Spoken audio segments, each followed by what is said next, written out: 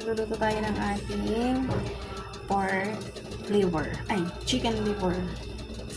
And gizzard yan. Mamarinate ko muna yung mga kainday. Lagyan natin yan ng buong paminta. Ayan. Siyempre, lalagyan na natin siya ng soy sauce. Marinate muna natin ng 10 minuto. At lagyan natin ng suka. So, ayan. Siyempre, hindi mawawala ang ating mekos para makombine lahat ng ating pampalasa. So, no cooperate in finger mga kainday. So, pasensya na kahit marin na narin. Ayan mga kainday, set aside muna natin yan.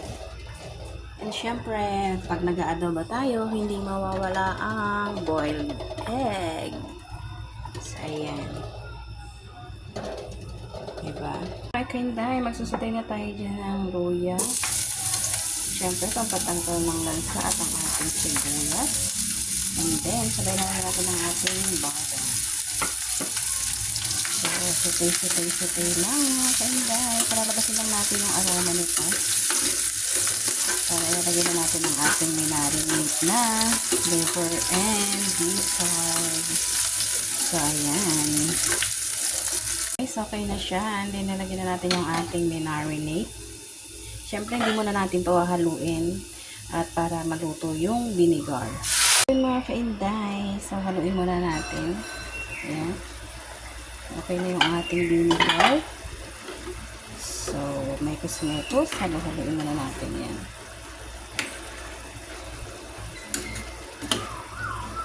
Haluin na natin yan mga kainday. So, palalamutan kami naman natin to. And then, lagyan natin ng water.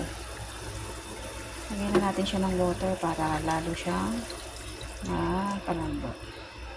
Siyempre, cover pa rin natin yan mga kainday. So, yan. Waiting na tayo. Mga kainday. At ilalagay na natin ang ating egg. Para habang patutuyuan pa rin natin siya ng konting sabaw.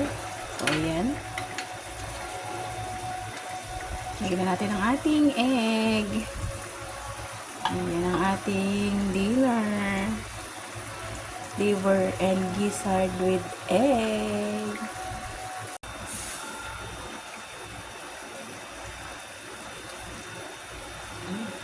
It's so yummy. So, yun mga kainday, ang ating dinner for tonight. So, done cooking na tayo.